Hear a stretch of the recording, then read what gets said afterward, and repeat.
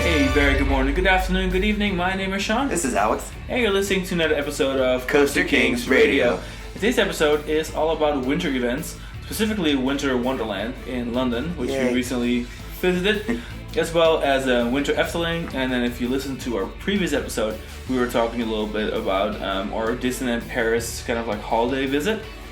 And, well, first of all, we love this time of year for holidays in the parks because I'm a fan of like all these decorations in the parks. I love visiting when it's like slightly colder and I can wear like a cute outfit. Not too cold though, to be honest. But you know, like even in Florida, the winter is one of my favorite seasons because it's not super hot the entire time, and there's days we can wear a hoodie and look cute and have a Spirit jersey on. And then of course it gets dark early, so all the lights are nice, all the decorations, and yeah, I kind of want to discuss a little bit how that's kind of become a trend because. Like, Alex and I were talking yesterday, and it's like, well, you know, Halloween used to be a thing that all the parks started kind of doing, and everyone started having their Halloween events, and the parks were adding mazes, and then, you know, before you knew it, there were separately ticketed events, and, of course, some events go long into the history, like Not Scary Farm, the Universal Studios Halloween Horror Nights, some of the events in Europe, like the Move Park Germany event, the Six Flags Five Nights events, they all kind of go back quite a ways. But now everyone, I feel, is doing it. I mean, who is not doing a Halloween event? Like, everyone's doing one, right? Like, almost everyone. Seems like it's just such excellent revenue. And I think Christmas events are probably, to a similar extent, excellent revenue. I think it's just because people, this time of year, like, summer's over, people are still looking for things to do outside. If the cold is, you know, tolerable to some degree. And theme parks, I think, are learning. They're pushing the limits of like what you can expect from a winter event. I think maybe like 15, 20 years ago, it would be like unheard of to ride roller coasters in like really cold conditions. But now, I would still talk about Halloween itself, how like almost everyone's doing it. But yeah, I mean, it leads into the next topic of that everyone is now shifting towards Christmas, or like the holidays, I suppose, with whatever you celebrate, I guess. But like the winter events for sure. And I think one of the biggest things is that there's parks I never expected to do it. Like, you know, there's, of course you expect some parks to do it, but then now we're having parks in extremely like cold regions doing it. Yeah, of course. Are like obvious. The California parks, Florida parks, you know, like the Disney parks, no matter what weather range you're in. You know, it's kind of expected, I guess. But you know, now we're seeing parks doing it like Winterfest at Kings Island. I mean, Kings Island gets cold. I mean, it's, you know, it's kind of, what's it, Kentucky? It's Cincinnati. Like, it's kind of cold there. I mean, not even everything can run. They have a proper winter. And then we're seeing it at parks. The Move Park Germany is now doing it. You know, Hollywood Christmas. And there's these parks where I really didn't think I would ever see them open in the winter. And now they're over here with winter events. So I think that's kind of cool. And I kind of like that trend. Then there's parks that jumped on the bandwagon, like Magic Mountain jumped on the bandwagon, I think about 10 years ago with Holiday in the Park when they added theirs. And Magic Mountain had been open in the winter, but except that there wasn't anything to do except for just the rides. And now they have the whole fleshed out winter event. So I love kind of seeing this trend of parks adding on a whole event for I guess December mostly, maybe part of November. I'm excited for it. Yeah. And I think that's also one of the reasons that now we're really getting into doing these parks in the winter.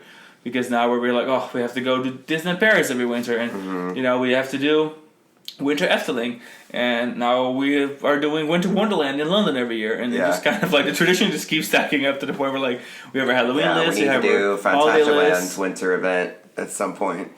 I mean, it's got to the point where, like, I think when Fantasyland was building, like, Fly, for example, they took the fact of like winter operations into account. Parks are installing heaters on their coasters and stuff, or like in the case of Efteling, like they'll run Baron 1898 like all night just to keep the ride warm so that it can run in the really cold winter temperatures just to keep it as an offering. There's definitely, it's a lucrative and attractive thing for parks to offer not just holiday lights and food and activities and stuff, but really like rides, like keeping things ride focused even when things are incredibly cold outside.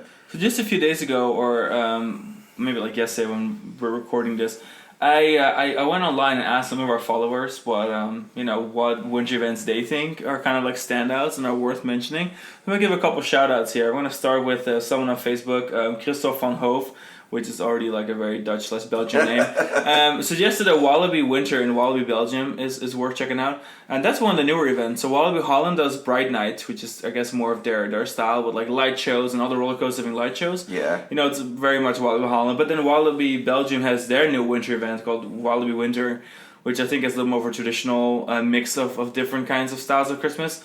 That I kind of want to check out. I'm not really used to riding roller coasters like that in the winter. Kind of like I mentioned, like Hollywood Christmas and stuff.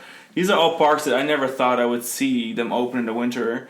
And then, of course, Diary of a Roller Coaster Girl mentioned Phantasialand, which I think Wintertraum in Phantasialand is very, very well known at this point as being like one of the better winter events because they run the majority of the rides.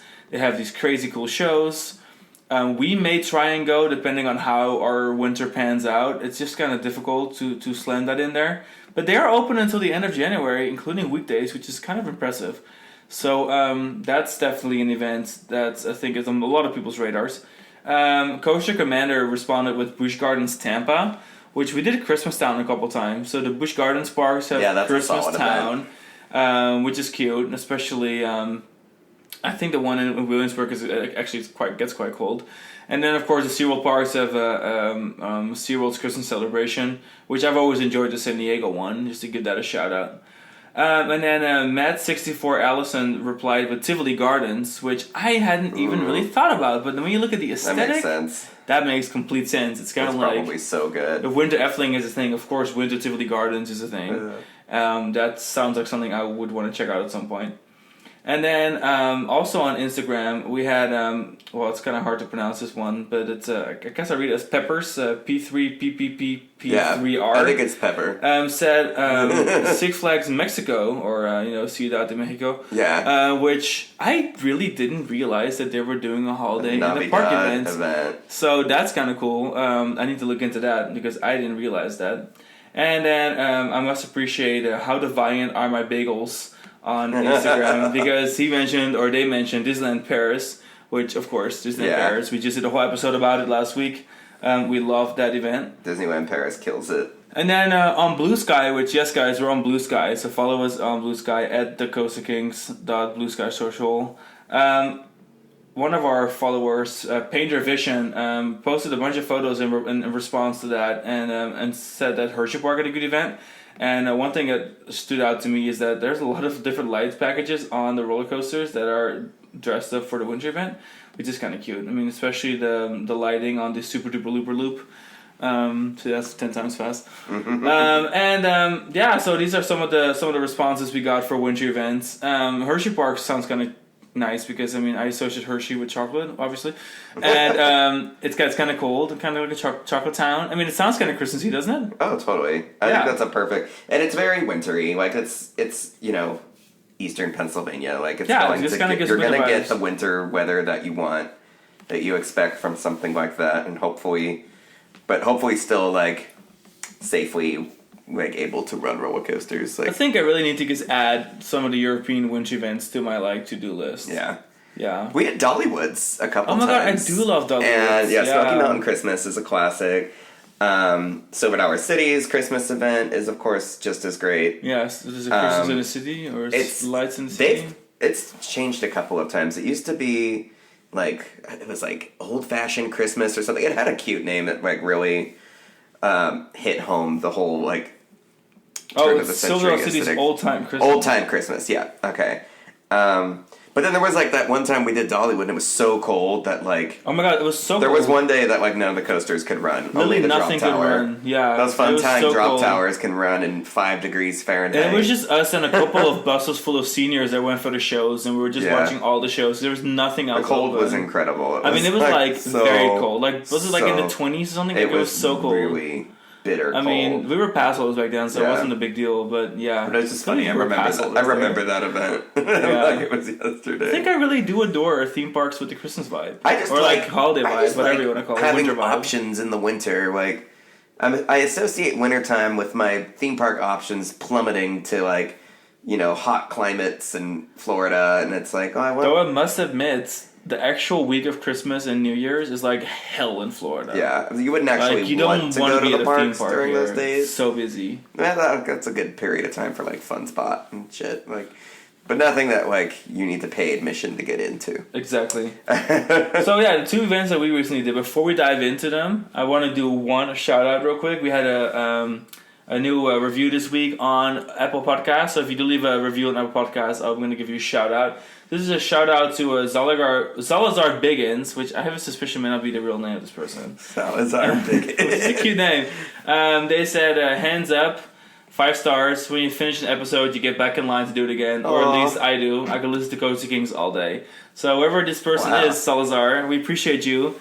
And if anyone leaves us a review on Apple Podcasts, we will give you a shout out on the next available episode that we're recording. Thank you for leaving us 5 stars and for continuing to promote Cozy Kings Radio. We appreciate all of you. And now we're going to dive into the 2 recent events we did, which are both wintry and wondery. Literally. Yeah. We started at Efteling. For the first time, I think, actually, we did Winter Efteling. Yeah, we've never actually been to this park during their winter event before, which is crazy considering how frequently, not only do we go to Efteling with great frequency, but with the frequency with which we just are in the Netherlands. And it was just beautiful. We didn't really ride a lot of rides, but we've learned over the years that the best part of being in Efteling is being in Efteling.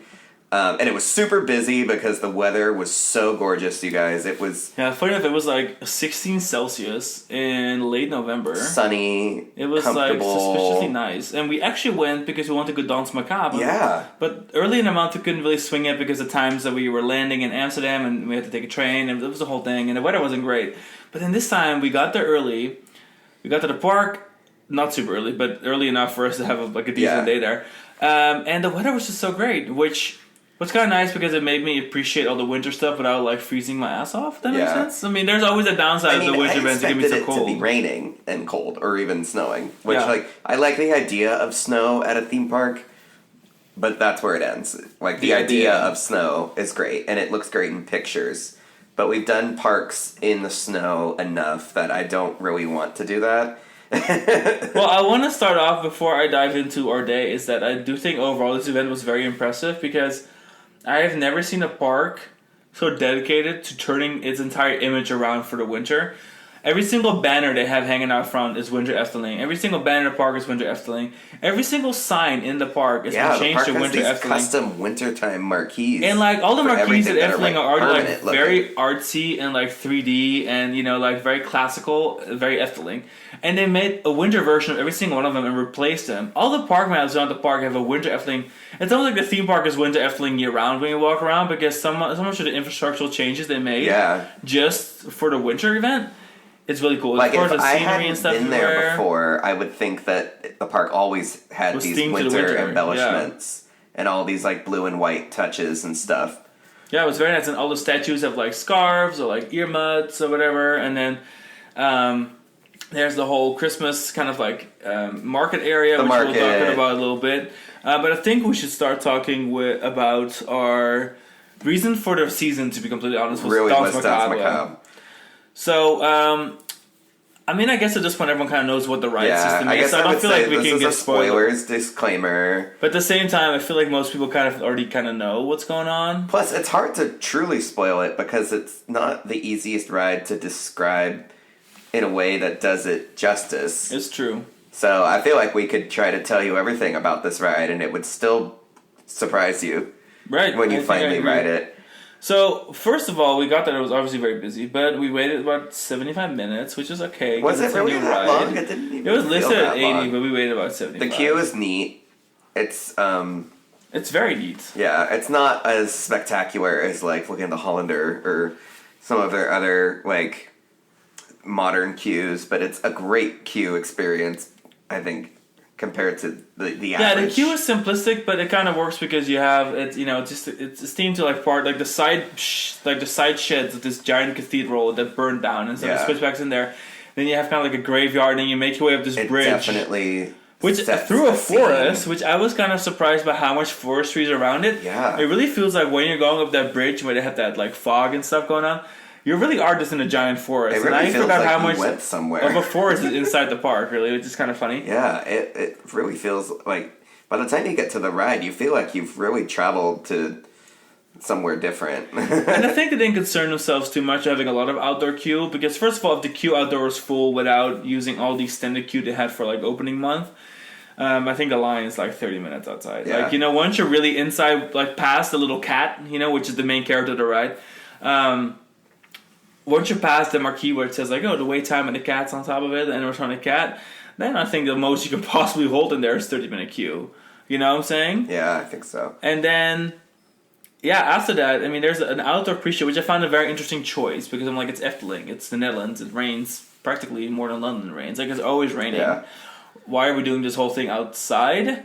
But at the same time, it wasn't like it was much of a pre-show, in my opinion. I mean, it was kind of like setting the mood, telling you the story outside. It's very moody. Like the gates to the what is cemetery. The cemetery open up, and then there's like the cemetery guy, whatever you call that in English, and then and he kind of like creeps you out a little bit, and then there's a story, and it's a tomb that kind of seems like someone wants to get out of the tomb. Like a mausoleum, basically. And then, just kind of describes to you about, like, the black cat, and if there's a black cat nearby, then, whatever. And then it kind of talks a little bit about the backstory of Danse Macabre and the musical aspect of, the ghosts and stuff, which, it's a ghost component, and it's a ghost band, I guess, really generalizing the story here. And then you leave the graveyard onto the bridge into the cathedral. And inside the cathedral is pitch black. It is like scary black. And they split you up right there at the end of the bridge. And everything's stone. Everything is stone. Like, and you go... my hands out and it's like what rough. Is it 6 vehicles? It's 6 little seats, or 6 gondolas. I just know that the total dispatch capacity for it is 108 people. So, it's a flat ride, but it has, it's got, show capacity. And they load the vehicles. I guess really it's not a vehicle. We call them vehicles, but they're really just seat sets, because the ride, you don't technically go anywhere. Yeah, I feel like vehicles, but yeah. The little sets of seats. So you said it was 6 or 5? There's 6 of them. 6, yeah, okay. Divided and total capacity is 108. Is 108. And the line is always moving, which is nice. And the reason for that is because they load each of the 6 seat sets individually. They load people into a chamber, little, down little hallways and stuff, all of which spit out into the seat set that you will be occupying in the center of the so cathedral. really it's 3 sets of queue. So you have 2 lanes for 1 and 2, which we were in, kind of go towards the back of the building, and then you've got 3 and 4 in the middle, and then you have 5 and 6 on the other end. But the hallways for 1, 2, 5, and 6, I presume, are the same, are very long. You go all the way around the sides of the building, which is in the pitch black hallway, separated by this rock hedge, I guess. What do you call that? A wall in the middle, a divider wall. It's a stone half wall. And it is so dark in there. I thought it was going to be scare actors, because I was like, oh my god, there's a purpose of this crazy darkness. It was very cool. And then eventually, I think it's important for them to have you adjust your eyes for the actual ride, because then the ride itself is very dark, and then when you walk into the ride, the accents of the scenery and what else is to commence is more noticeable, because your eyes are just adjusted to the complete pitch blackness of the queue. There's definitely the holding period before you load into the vehicle is about letting your eyes adjust, for sure, because there's things that they really want you to see despite the lighting conditions, but then the lighting conditions have to be lower in order for it to all work, so you really just have to be able to see well. It's even when you load the vehicles, you can't see very much because the lighting is very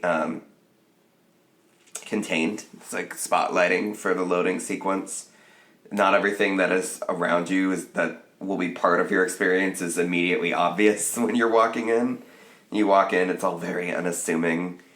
And then when the ride starts, it's quite dark too. There's some parts of the ride that are pitch black, and the significant, the ability to create such a totally black environment with no light pollution whatsoever is actually very impressive. And then the flooring of the ride vehicle feels like you're walking on rock. They did a really good job with that. It felt kind of seamless. You're walking into this giant cathedral, and The benches are kind of like churchy benches, almost like... They're like pews. You know, like where you would, I guess, pray? Is that yeah, a church for? pew. I mean, I'm not a church boy. But, and then when you see that these hydraulic lap bars, and the theme, of course, being very music-oriented, and the little black cat, like you all face the center of the room, and then you face the little black cat that comes out of the pipes of the organ instruments that are just kind of piled up.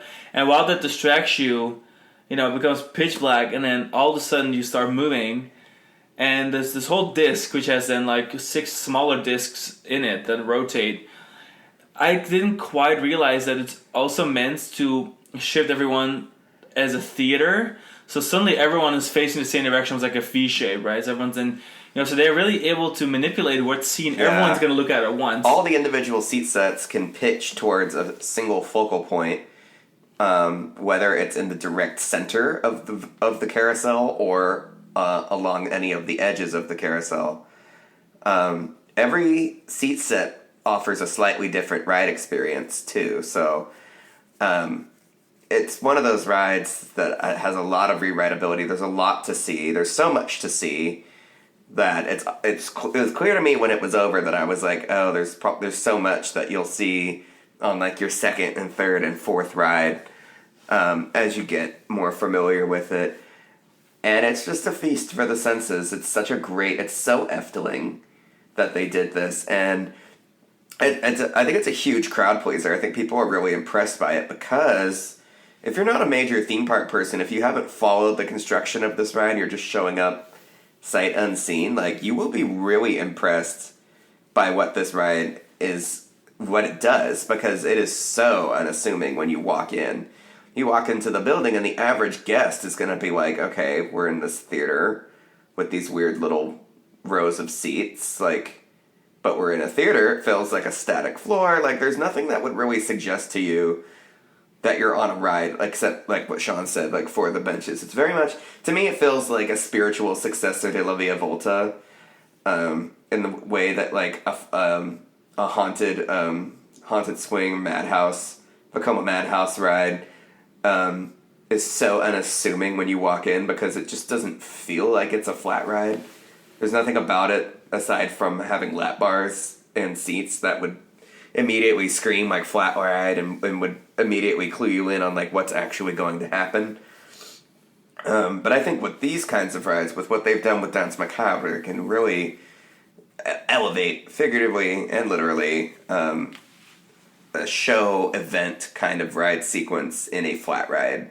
Yeah, setting. I was very impressed with it, and then I would say it wasn't as intense as I maybe was expecting. I mean, it moved a lot. Like I will say I was impressed with the movement of it, because the disc is like almost like a coin, just kind of rolling. You know, like it rolls and it rolls. It's got like a Trabant level of movement, and it wasn't loud. Like you couldn't barely even hear the ride mechanism. That was amazing to me. And then there were so many hidden scenes that then each ride vehicle would be pointing at, and it's so hard to describe because it looks like just like a circular building with maybe not much going on, but the way that it was constructed and the way there was like several levels to look at. So like imagine there's a ground level with scenes and there's a second level with scenes, and all that's kind of hidden unless you're meant to see it. And then the way they pitch each I'm gonna keep calling it the vehicle, but each like set of benches, right, like in a certain direction to see a certain scene when it tilts a certain direction. They were able to make this ride, which is honestly kind of like a glorified flat ride. Let's not lie about it. A glorified flat ride. They were able to tell a complete story, make it seem like every 2 seconds you were facing a new scene. Every 2 seconds something new was happening, and it was very high speed and enjoyable, and it felt very unique. I think it was very cool, and then like of course it felt so Efteling. You know what I say? That was like distinctly Efteling. I mean, yeah, it feels very refreshing in its lineup because it doesn't feel like anything else the park has to offer. But like even if this was located anywhere else, you think, oh, it's the Efteling, right? Like, it's just like, it's so Efteling. Everything about it is very Efteling. Would you agree on that? Totally. It doesn't even really feel like anything else in the world. Like, it's just super avant-garde. It is super next level when it comes to, like, the concept, the execution, all of it.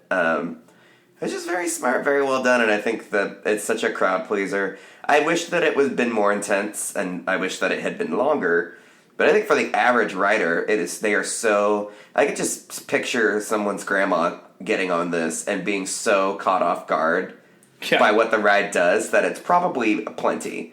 For some riders, it's probably even too much. Like, for some people, it's probably... It's hard to prepare somebody for something like this when, like, nobody is expected to know what it is. So I could just imagine, like, people riding it and just being blown away and maybe even pushed to their limits in terms of, like, what they tolerate intensity-wise. Just because it's such a difficult ride to to understand beforehand. Like, if it's a roller coaster, it's like, yeah, okay, you know what a roller coaster does. Like, you can see it, you can touch it. Like, this ride is different, and it's just really hard to know unless you're a huge theme park junkie and you've, like, watched them design and articulate this thing as it came together. The average guest is not going to. So I think I'm really looking forward to riding it again. I don't want to wait, like, an hour for it again, but I probably would. Like, I would wait for it again. Just because it's so experience good. It again, yeah. Like, I'm not going to skip it the next time we go. Like, it's it's number one priority for our next Efteling visit. Just because I can't wait to ride it again, and appreciate more of the details that it has. And then so we walked around the park. We really just did a loop around the park and enjoyed the weather. The lines were long. Danse Macabre had the longest line of the day, but everything else still had quite a long line too. And since we'd already waited for Danse Macabre, we weren't really in the mood for, like, waiting in a long line for any of the usual rides. So we just walked around, and we had some snacks. We got a vegan hot dog type thing that was really good. Yeah, it was very... Well, was that this trip? And we did... Or was that earlier this year? That was no, earlier we this did... year. Did we get... Oh, that's right. That was... My Eftelings are running together just because it's a good problem to have. We go so often. What did we have this trip? We ate something. Well, we went to the Max and Moritz restaurant. Yeah, we just had some Dutch. We did fries. Food, yeah. And then we went to the little festival grounds, and admired all of the various Christmas offerings. Yeah, the cool thing was that it had this, like, giant, like, Christmas diorama setup, if that's what you call it. Oh my gosh, with, like, a it's Christmas, so great. like, yeah. you know, there's like a snowy mountain with all the Efteling rides and attractions as their own little dioramas.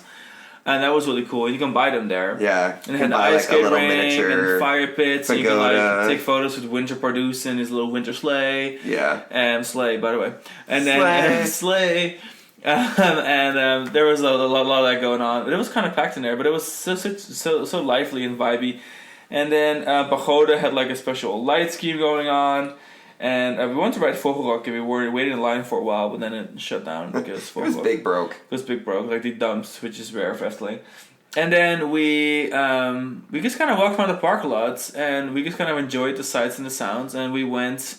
And we did ride Fata Morgana. Have to ride it. Oh, was it the ride? That was also one thing. It's such high capacity ride. I didn't feel like the line, even though it was almost all the switch tracks are full. Like, it kind of moved because it was a very busy day. Such a people eater, that ride. It was a very busy day. Fata Morgana has become our golden Efteling ride. Now that since we missed, but prior to this visit, Vogelrok and Fata Morgana were the two rides that we had ridden on every visit to Efteling ever. And with Vogelrok being down now, Fata Morgana has become the only ride that we have ridden on every single visit to Efteling. Partially due to some of our visits being quite short, or, like, visiting during a time when, like, Dreamflight is closed for maintenance, or, you know, again, the Hollander being closed for maintenance, or that, you know, that kind of thing. Or in this case, we just, you know, because it was so busy. But I think about it, I'm like, well, that, like, Fata Morgana really is the one ride there that I just cannot live without. Like, if I didn't ride that ride, then I don't even feel like I went to Efteling, in a way. I mean, yeah, it's true, because it's the only ride I've always ridden. It's just so exquisite. I just love it so much. It's so beautiful, and I'm just so amazed. I mean, I would have loved to have ridden Dreamflight also, but it had, like, an hour wait, so... Yeah. It was a lot. Yeah. And we also had to go, like, 2 hours back to where we needed to be. So it was a lot. But, you know, every Efteling visit is a good visit. And we came for Danse Macabre, we conquered, we did the thing. It was awesome. Really enjoyed it. And the winter atmosphere was cute. The vibes were awesome. They had, like, every plaza had something going on. Like, the Python Plaza was it a giant fire pit? they were doing there. What was it again that they were doing? Oh my god, I cannot remember what they were doing there. Was it roasting marshmallows or something? I can't remember. But it was a pretty big thing. Wow, that's so lame. I can't remember what it was exactly. I just remember it being cool. There's just lots of decorations and stuff everywhere. I mean, most of the fire... I mean, I thought the fire pits were just in the festival area. Well, no, they had some by Python, too. I can't remember. We were mostly spectating. There wasn't a lot of stuff there that I felt like was necessarily geared towards us. It was a family thing and kid stuff. And, like, for us, as far as stuff that was geared toward us, we were there really just to imbibe the atmosphere and to walk around. We love seeing the construction projects, like the new hotel. It's coming along really nicely. Seeing that stuff come together, and then riding the new ride and stuff was really like you said, like the reason for the season. The reason for the season. And then a week or so later, we went to... Was it a week later? I think it was like maybe... It was like 4 days later. No, it was like 4 days later. Yeah, it was very shortly after. Week. We went to visit Winter Wonderland. So we went to Winter Wonderland on another gorgeous weather day, by the way. In between it snowed. Really? I mean, it was crazy. Yeah. It went from like beautiful weather, snow. And then when we went back, and then we went to Winter Wonderland and suddenly it was nice weather again. And we had about 13 degrees Celsius top out, but Winter Wonderland was very busy, so it kind of stayed warm in there. Yeah. And we met up with Charlotte and Martin from Diary of a Roller Coaster Girl. Our friend Lillian, her and I worked together. She came with, and we rode all the coasters, which was really nice. There was 8 of them. That was so fun. And I'm gonna let Alex kind of take charge on which direction or which order of how he wants to handle this Winter Wonderland situation, because it was a lot. We could just talk about the rides as we came to them. Well, obviously, we had, for those of you who know, Olympia looping is the priority at the park, or at the fair. But we wanted to do things in a semi-efficient manner. So at the entrance, the first thing we did was Eurocoaster, which is their suspended Wild Mouse coaster, which is, of course... for me, I always associate this ride with Roller Coaster Tycoon. I think a lot of people who played Roller Coaster Tycoon and did the suspended Wild Mouse didn't realize that it was actually based on a real type of coaster. And I also heard that this ride was really rough and not very comfortable, but I was so excited about it anyway. I rode it and it wasn't bad. I thought it was, it was such a novelty that I really enjoyed it a lot, and I actually thought it would be, I was expecting worse. I think people just really mentally prepared us for the ride to be rough, and I thought it was okay. I thought it was fun. It was just really different. It's one of 8 roller coasters offered at Winter Wonderland. They have 5 major coasters, big coasters, 4 of which actually are just variations on Wild Mice, and then 3 kiddie coasters of varying sizes, and then Olympia looping. But Eurocoaster, the suspended mouse, was a great one to start with. I really liked it a lot. For a mouse-type coaster, the capacity was really impressive. They just ran so many vehicles at once. Really everything, capacity-wise, was very, very impressive here. Oh, yeah. I mean, you can see they were hungry for the money. Because it was also the busiest day of Winter Wonderland ever. It was it was a great weather. It was the day after payday in London. Yeah. Or the UK. And so everyone was out there spending money. And it was packed. I mean, I don't think I've seen a crowd like that. It was in a minute. But it was super vibey. The vibe was great. And it's not very positive. We rode everything without blowing a bunch of time in line. After we did Eurocoaster, we went to Olympia Looping. And we really didn't wait in that long of a line for Olympia Looping. And I don't know if it's just because the capacity for it is so good. Or they were running 3 trains and 7 cars. Intimidating to people. But I feel like we ended up riding it twice, and the line for it I don't think was that bad. This was Sean's first time on Olympia looping. München looping, I should say. Yeah, Munich looping. München looping is what they call it at Winter Wonderland. Because the Olympic Committee won't let them call it Olympia looping because of a rights issue. It doesn't matter. But I didn't even know that. Yeah. What do they call it on Oktoberfest? Do they still call it? Oh, it's Olympia looping everywhere except for in London. That's where it's München looping because of the issue with the Olympic Committee in London. In London. Yeah. Okay. Yeah, it's like a London thing. That's bizarre. I mean, I guess... Okay. I learned that from friends that were there with us. Okay, who said it to me. But Stevie? Did Stevie say it? Hi, Stevie, if you're listening. I don't know. It was the 6 of us. We had such a great... Well, Stevie knows everything about Winter Wonderland. No, I know, but it may have been Martin. But anyway, it doesn't matter, yeah. But yeah, so Sean finally got to ride it, and you were impressed, right? I loved it. It was so smooth, which was the biggest takeaway, was that it was just very, very smooth.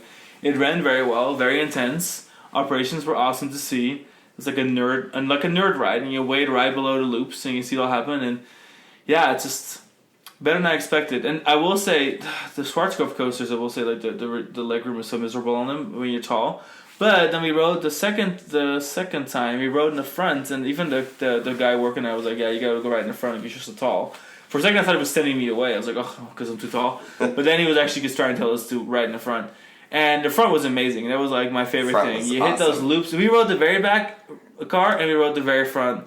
And riding the front, I think, was a favorite because of the comfort, but also hitting the loops. The visuals are great. The forces, like, it's badass. You're gliding almost like over ice. Like it's so smooth. Yeah. And I mean, such a vibe of a ride. I mean, it's the night. I mean, there's music everywhere. People. There's this giant fun fair, one of the biggest fun fairs in the world. And it's just a complete atmosphere. And then like riding the world's biggest traveling roller coaster that's been on your bucket list. It was a complete vibe. It was such a fun time. We all hung out and had drinks and food, and it was just, man, it was everything I wanted it to be. And Live Looping was awesome. And you can go and just ride the coasters and spend hours there just entertaining yourself with those. But they also had a lot of massive flat rides, and the flat rides have a very popular showing. Some of them, the lines looked atrocious. If I was more of a flat ride person, I think maybe I would have dedicated more time. We did make time for one, however, which was the Hangover drop tower, which is a fun time traveling drop tower.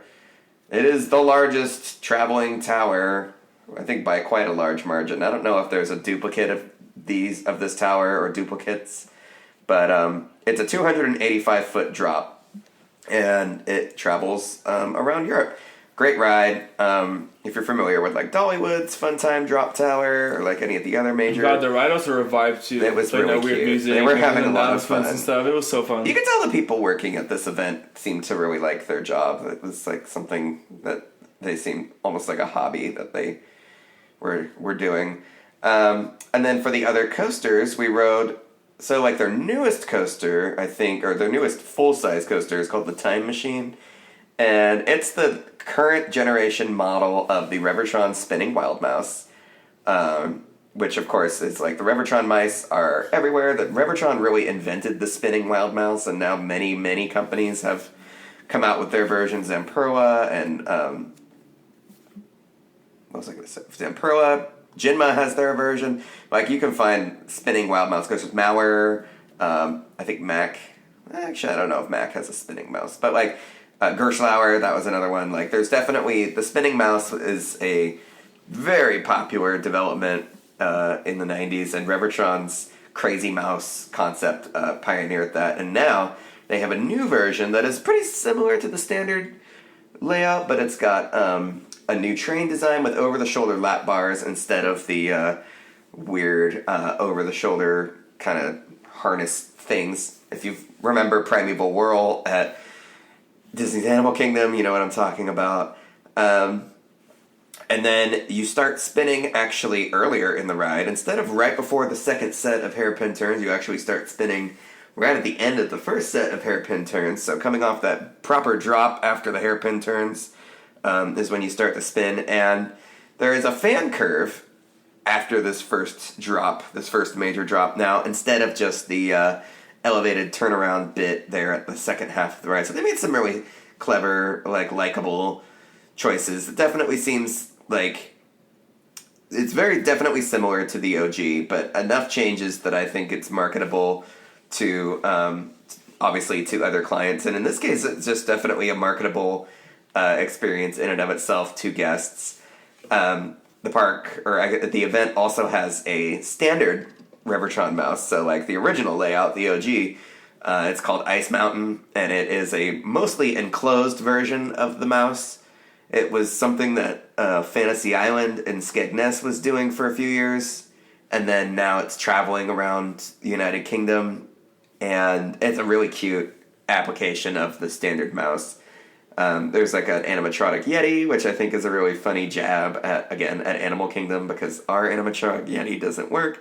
But theirs does. And there's just some really cute scenes like in the infield. There isn't a whole lot to see during a majority of the ride. It's really kind of right at the end when you're down at ground level. They have this little winter scenes with like like a frozen lake and like a little waterfall and snowmen and like a log cabin and like all that whole bit.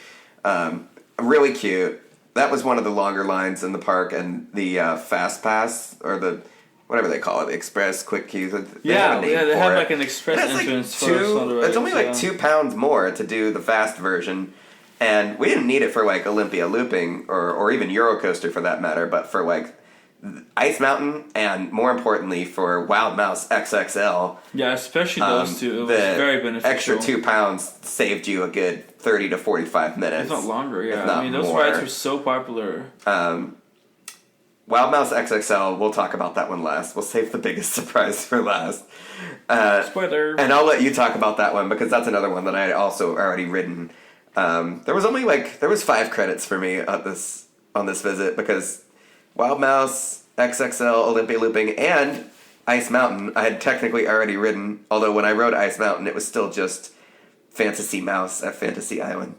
But they had a nice collection of kiddie coasters. One of them, the newest coaster for the event, is this fairly large kiddie coaster called Scenic Railway, which originally we were told by the girl at the ticket booth that we needed to be accompanied by a child.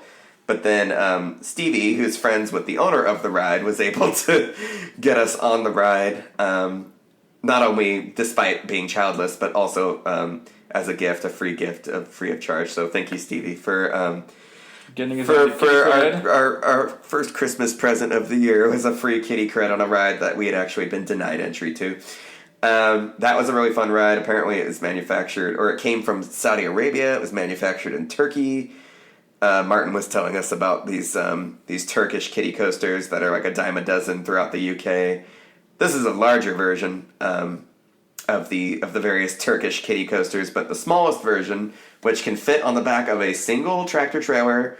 It's just an oval, but it is a true coaster with a drop and everything. Is like Santa's Mine Express or something. I have the name of it here, but it's that really tiny one. And that one we had no problem riding, even though we didn't have a kid. The names are very creative. It was cute. It was like Santa's. I have it right here. Santa's Runaway Train. Okay. Santa's Runaway Train, and it's just a loop. I mean, it is literally just a loop, but it's got a lift hill and 2 drops. And we got the credit. And we got the credit. And then the last kiddie coaster was one of those SBF Visa.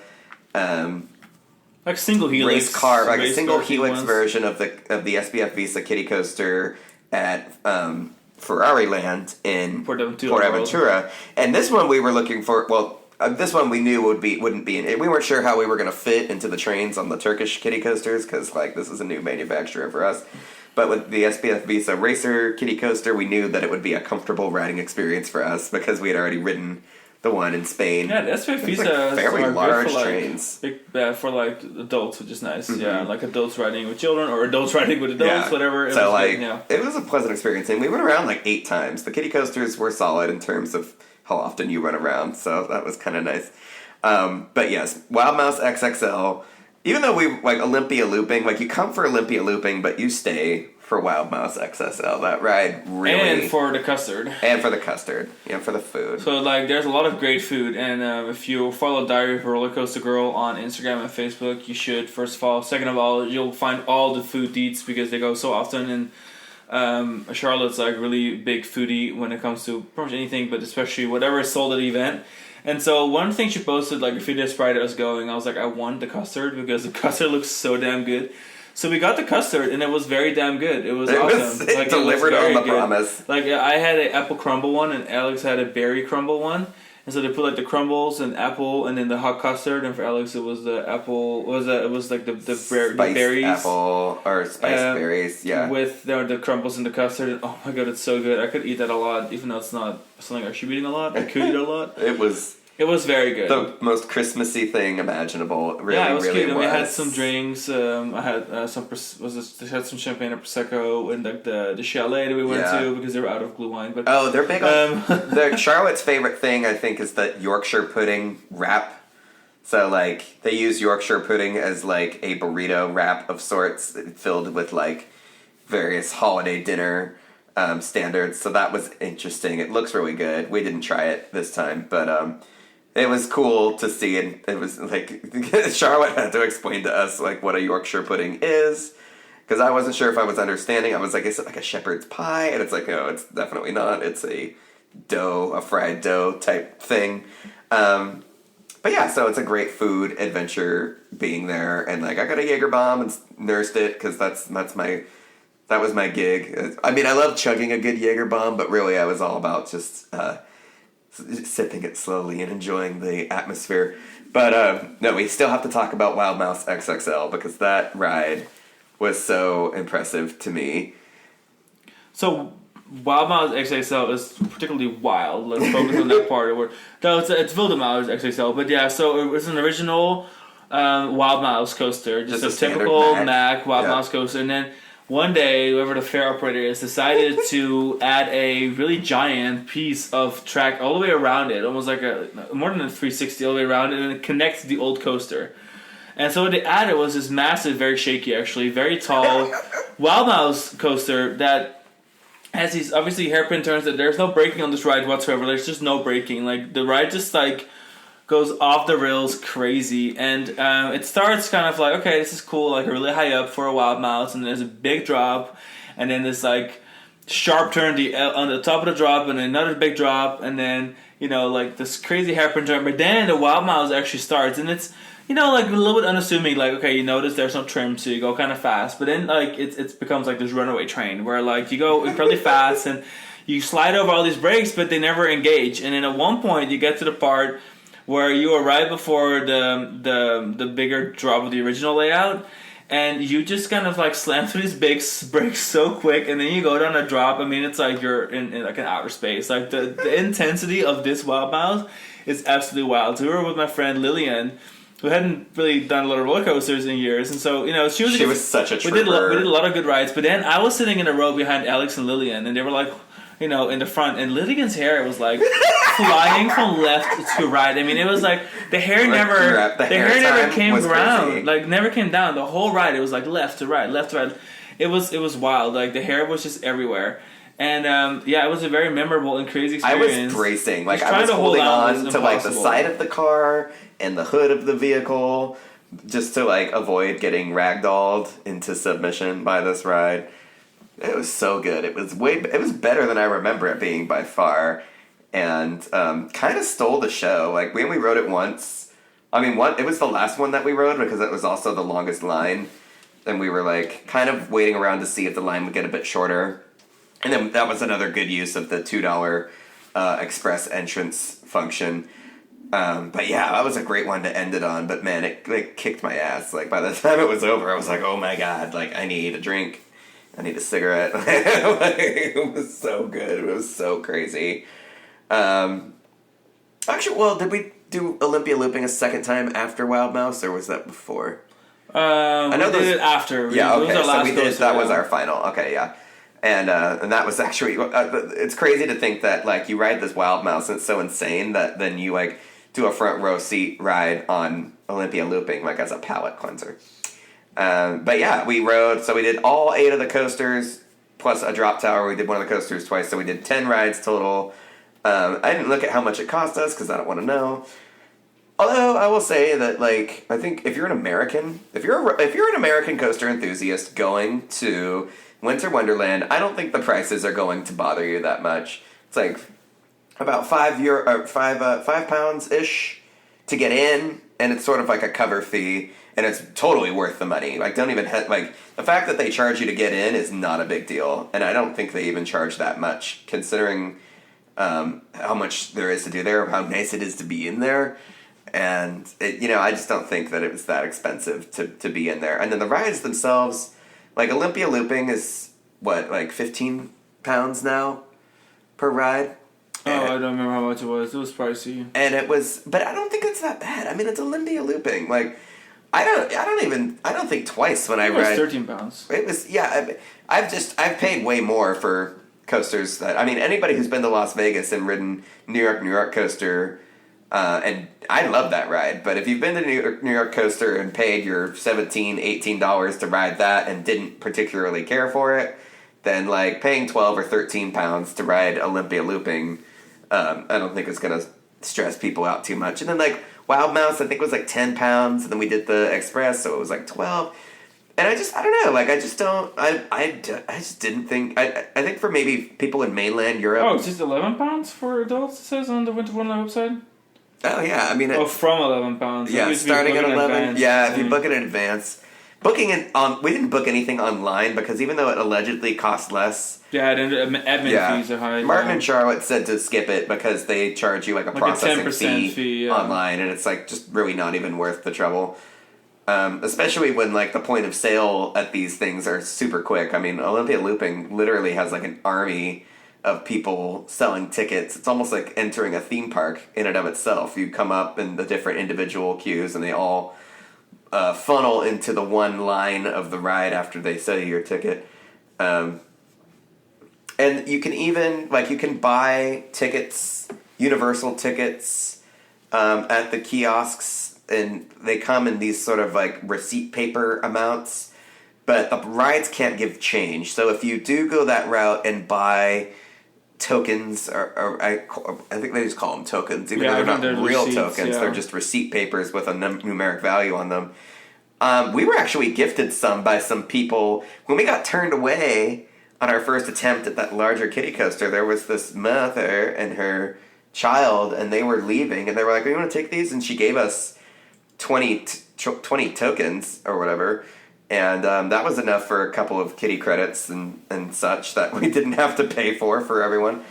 And but the ride operators, they have to take it, like, they can't really give back change under normal circumstances. So when we decided to use up the rest of the coins that we had on the paper receipts to do our final Olympia Looping ride, we went to a coin kiosk and bought the remaining amount to give. Like you can't do a split transaction at the ride. You can only do, exact amount or an individual transaction, or you buy just the ticket with a credit card or with cash. So when you're doing the tickets and stuff, it's really not that much more convenient to do the coins. If you're like an American tourist, like, you're just as well off showing up to each ride, with a credit card or with, Apple Pay, and just buying the rides as you go. And make sure you're looking out for the express entrances, because I mean, £2 is like nothing. On the night we were there, we saved ourselves well over an hour. Yeah, I mean, of queue it's like time. a no-brainer when you have to pay like $13 for a ride, and then you pay $2 more to ride it right now. I mean, even for it's like Ice Mountain was like 9 or 10 euros, and then it's like 11, I guess, or 12 for the express, and you just save so much time. It makes a huge difference. I think if you're there with a big group of people, I could see why it's not done that much. Based on, like, you would think it was super expensive based on how infrequently it seemed to be used and how much people seem to be willing to wait longer and pay less, like literally save themselves £2 each to wait longer. You'd think it was like some outlandishly expensive upcharge, but it's not. If you're a coaster enthusiast, you're going here and you're hitting and quitting all these mouse coasters and kiddie coasters, and you want a couple laps on Olympia Looping, which, again, Olympia Looping, I don't even know if they... Oh, yeah, they do. Olympia Looping has the express one, but we didn't use it because you just don't need it. Olympia Looping, it'll save you 5 minutes, maybe. The mouse coasters, it'll save you anywhere from a half hour to an hour, depending on how busy the park is. So, aside from Olympia Looping, if it's got the express queue thing, I wouldn't hesitate to use it, because it's not going to bust your budget any more than being in London in and of itself will. And I just don't think the rides are that expensive to ride. I think it was like £10 for like the drop tower. Also, if you're going to Winter Wonderland this winter and you have a time slot, I mean, this is kind of random, but you have a time slot that you booked that is whatever time slot, you can show up like an hour and a half early, so they have whenever timed entry or late, because we just showed up like an hour early and they let us in no problem, even though it was the busiest night and the time slot we had gotten. Like when we entered was during a time slot that had been sold out for like a week. But they didn't really care. Yeah, we settled. So the event, like, on our visit, the event went from, like, it was like from noon to 10. And then, like, every slot from, like... It was 10 to 10, but yeah. 10 to 10. Yeah. Every slot from, like, 2 until 5 was sold out, so we settled for 6. Oh, what a sneeze. Wow. On air? In people's ears? That's pretty funny. I don't think rude. I don't think I've ever sneezed on air before. And that's rude. I'm kidding. sorry. No, I'm kidding. It's fine.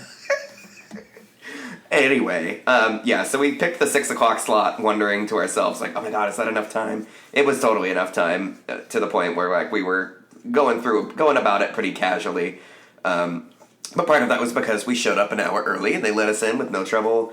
Martin and Charlotte have told us that like they showed up 3 hours late for their entry. Like they showed up at 4 and they were supposed to be there at 1 and they let them in. And it makes sense. I don't think Winter Wonderland, if you paid for admission, I don't think they're going to turn you away unless if by some crazy reason they have literally hit full capacity. But I don't know if that's even like because we went was possibly one of the busiest nights was going to be for the whole event. And yeah.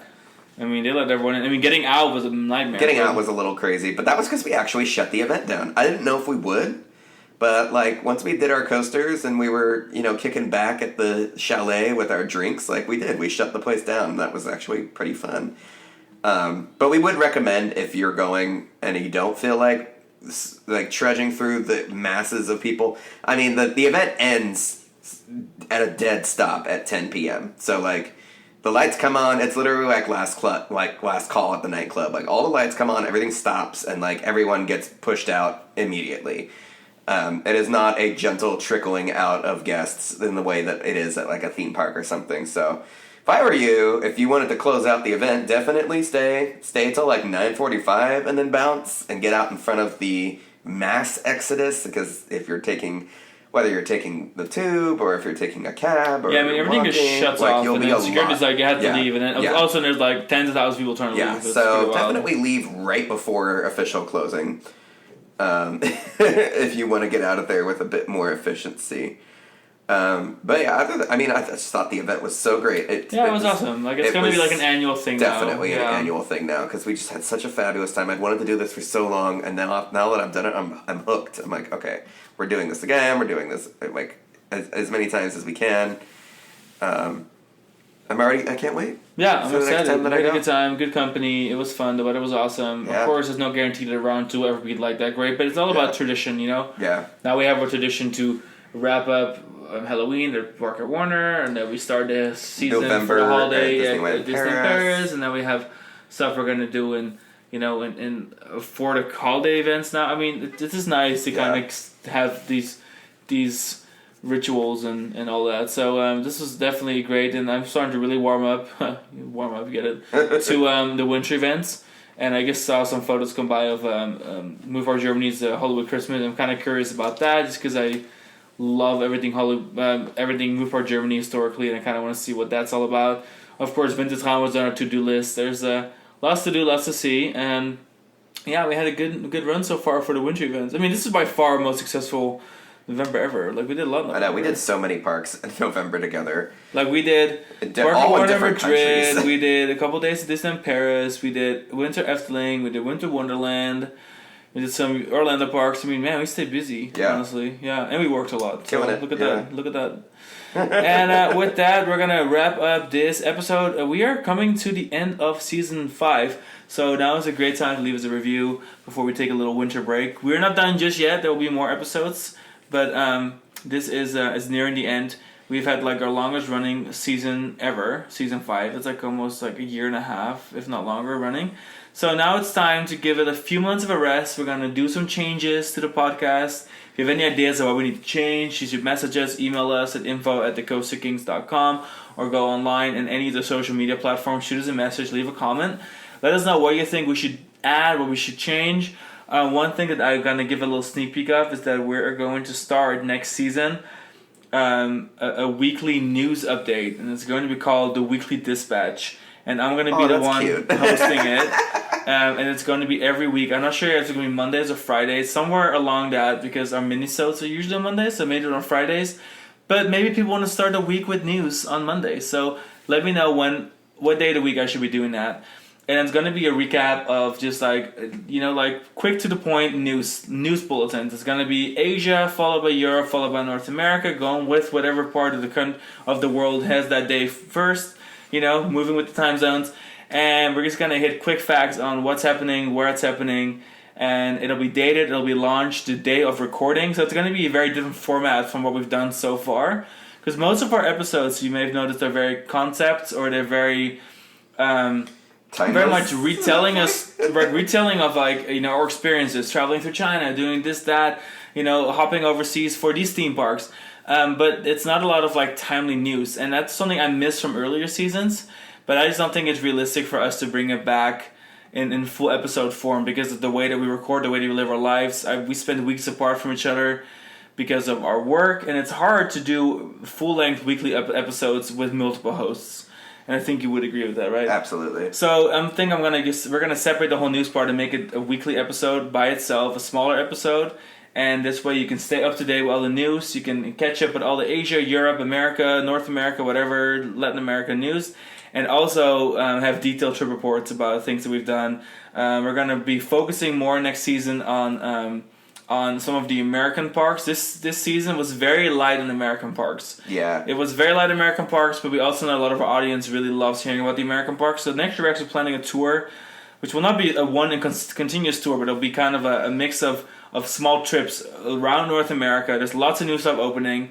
We're going to be discussing lots of your favorite big American chain parks that we've kind of neglected this season, this last year and a half, 2 years, because we've been traveling so much that we've been talking about all these travels. But now next year we're doing a lot more domestic travel as well. At least that is the plan. Of course we're going to go to Asia. Of course we're going to go to Europe. Of course we're going to do all that. But we're also going to do America. So that's just a little bit of a sneak peek into next season. We have yet to discuss all of the tea reports and all of the park's attendance and business and moves. That is going to come up in our next episode. We're going to call it really cleverly Spilling the Tea. So be sure you're there for that, and that may very well be the finale episode of this season. I think it will be, but I don't want to confirm it just yet because everything is fluid. Yes. But having said that, these are some sneak peeks for you. Make sure you check out the last episodes of the season for sure. Leave us a 5-star review. We'll give you a shout out. We appreciate everything you've done for us, and we'll catch you guys on the next episode. Bye. Bye.